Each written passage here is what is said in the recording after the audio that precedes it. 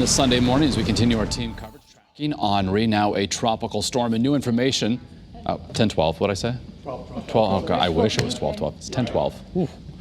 10-12 on a Sunday morning. It's the 22nd day of August. All right. So we've got some new information about Henri. The sustained winds have decreased a little bit.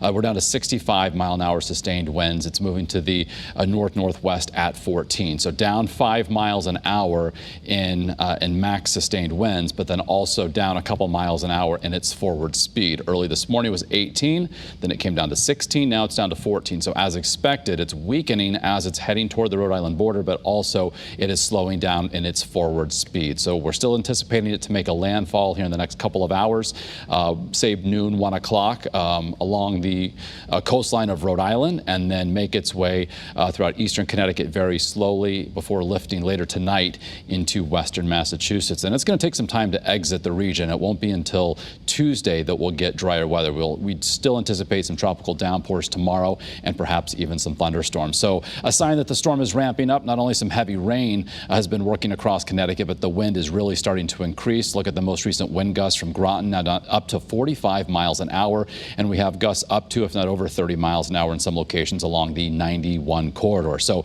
the wind will continue to intensify. We'll be monitoring power outages, but they're certainly not going to be as bad as they could have been with a track that is now to our east, as opposed to yesterday morning when we were thinking the track was going to be farther west, and that could have been a worst case scenario for Connecticut.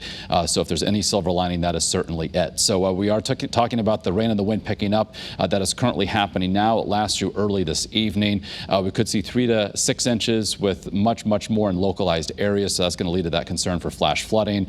And those winds, especially throughout eastern Connecticut, could gust up to maybe over 60 miles an hour. And that's where we could see some power outages. And then we've got the high tide cycle that's coming up midday, and then the one coming later tonight around midnight, where we could see storm surge reach 3 to 5 feet. So we've got a bit of a lull in the action up and down 91. Some rain, moderate times working toward the Route 8 corridor in western Connecticut. Meanwhile, southeast Connecticut, we've got some very heavy rain working in out of Rhode Island and off the Atlantic right now. So as we expand the view and look farther offshore, you can see perhaps even the center of the storm getting very close to Block Island at this point. So a little bit wider view, Melissa, you can see it's going to be making landfall here very shortly.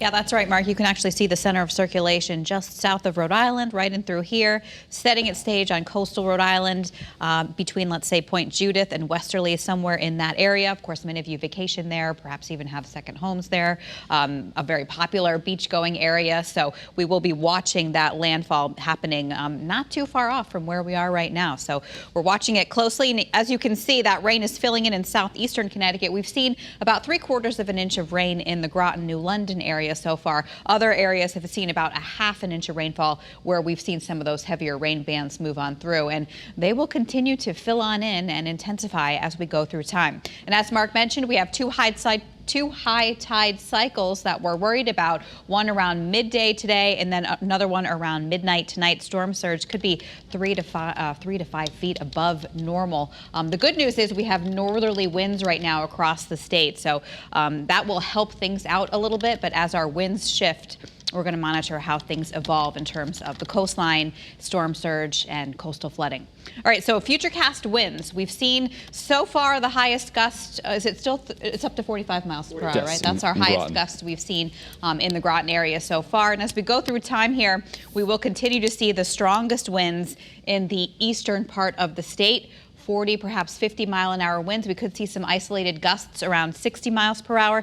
And you can see, notice that little area right there across Rhode Island, that is the storm actually making landfall around 1 o'clock. And notice the center of the storm tracks right through eastern Connecticut before moving on up into Massachusetts later on tonight. And throughout the day, we'll see those winds kind of peaking and then diminishing by 10 o'clock tonight. It's still going to be breezy and windy later today, but the peak winds will be over by 9, 10 o'clock tonight.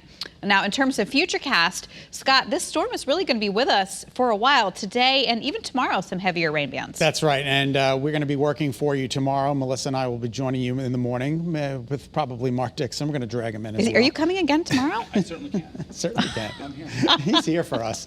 10:17 on this Sunday morning. And as you can see from Futurecast, tomorrow's weather today, those bands at 10 o'clock, they really start to, I mean, look at noontime today, inundated with just some pouring rain. You can can see the yellows and the oranges and the yellows moving through. Again, parts of southeast Connecticut where we've already picked up 3/4 of an inch of rain, and we're just going to continue to add to those totals, possibly up to 3 to 6 inches of rain, if not locally higher amounts in parts of the state. Kind of difficult to determine who's going to be the jackpot winner out of this storm system, but of course we will continue to keep you posted. And it's up to you, our weather watchers, to let us know what's going on in your state. Just got an email from Bob Fasaris. He says he's got a ½ an inch in Milford. Maximum sustained winds there, a gust to 13 miles an hour. So we appreciate those interweather3 at WFSB.com. You can let us know what's going on in your hometown. Now, tomorrow morning, when you join us, we're going to be, of course, on the air. There will be a little bit of a lull in the action. You'll notice the axis of heavy rain is to the west of Connecticut. But as that pivots through, we're going to be dealing with some tropical downpours tomorrow as well. This is noontime tomorrow. This is 5 p.m. tomorrow. So we're not quite done with Henri during the day tomorrow, and then it will pull up and away by tomorrow night into Tuesday. So once again, Futurecast putting out anywhere from 3 to 6 Good, how are you? inches up to 10 inches of rain in parts of the state, anywhere from 6 to 7, 8, up to 10 inches. There could be a possibility in parts of the state. So again, it looks like the jackpots could be anywhere in the state. Now, in terms of impacts, we've shaved back the damaging wind impact just a little bit from high to moderate there, but heavy rain and flooding still high, damaging winds still rather high, just not as urgent as it was, but don't get me wrong, we're still going to be dealing with winds and power outages. And then coastal storm surge, of course, coastal flooding and storm surge is a high probability during the high times of high tide, which is right now.